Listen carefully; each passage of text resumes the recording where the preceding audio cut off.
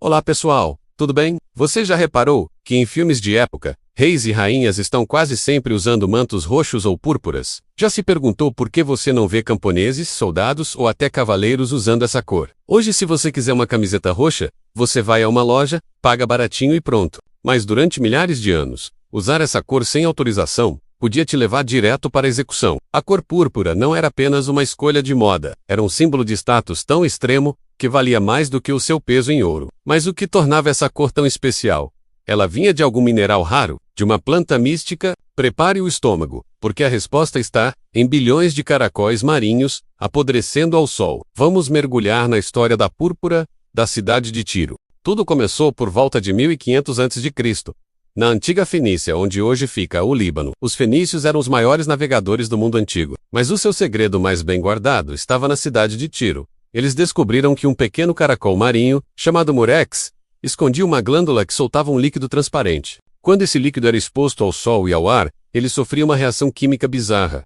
Passava de amarelo para verde, depois para azul e finalmente para um vermelho arroxeado, vibrante e profundo.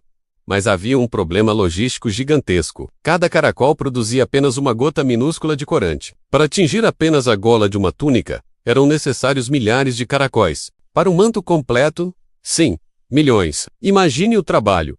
Mergulhadores tinham que coletar toneladas desses caracóis no fundo do mar. Depois, eles abriam as conchas, uma a uma, para retirar a glândula. Ou, em produções maiores, simplesmente esmagavam os caracóis vivos em grandes tanques. Essa mistura de caracóis esmagados tinha que cozinhar em tanques gigantes de chumbo por 10 dias seguidos. O cheiro era tão, mas tão insuportável, que as leis da época proibiam que as fábricas de púrpura ficassem perto das cidades. Diziam que o cheiro era uma mistura de mar podre com alho estragado, que grudava na pele dos trabalhadores para sempre. Mas o resultado final era mágico. Diferente de outros corantes da antiguidade, que desbotavam com o sol e com a lavagem, a púrpura de Tiro ficava mais brilhante e intensa quanto mais o tempo passava. Era uma cor que parecia viva. Devido à dificuldade de produção, o preço da púrpura era astronômico. No auge do Império Romano, meio quilo de lã tingida de púrpura custava o equivalente a um ano de salário de um trabalhador comum. Em alguns períodos, era literalmente mais caro que o ouro.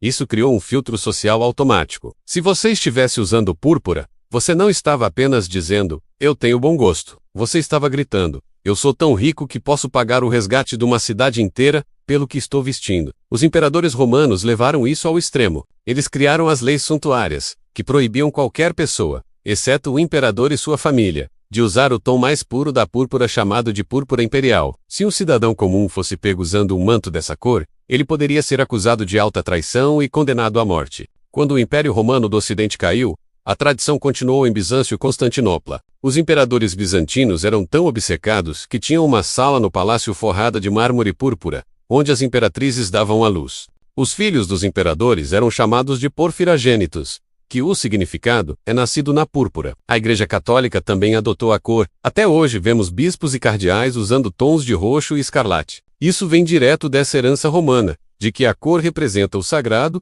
e a autoridade máxima na terra. A púrpura era a cor da conexão entre o homem e o divino. Como era muito difícil de conseguir, as pessoas acreditavam que ela tinha propriedades quase místicas. A exclusividade da púrpura durou mais de 3.000 anos, mas tudo mudou em 1856 por causa de um erro de laboratório de um jovem químico de 18 anos chamado William Perkin. Perkin estava tentando criar um remédio sintético para a malária, o quinino. Em uma de suas experiências fracassadas, ele notou que sobrou um resíduo escuro no fundo do frasco. Quando ele limpou com álcool, surgiu uma cor lilás, intensa e maravilhosa. Ele tinha acabado de criar o primeiro corante sintético da história, que ele chamou de malveína ou malva. Pela primeira vez na história da humanidade, a cor púrpura podia ser fabricada em massa em uma fábrica, sem precisar matar um único caracol, e sem o cheiro de podridão. A rainha Vitória da Inglaterra amou a novidade, e apareceu em público com um vestido malva. Isso causou uma revolução na moda.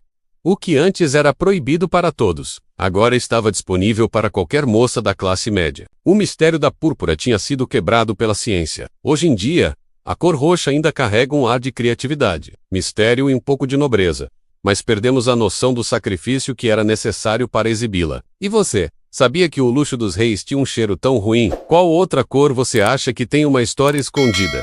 Comenta aqui embaixo. Não esquece de deixar o seu joinha imperial e se inscrever. Obrigado. Tchau.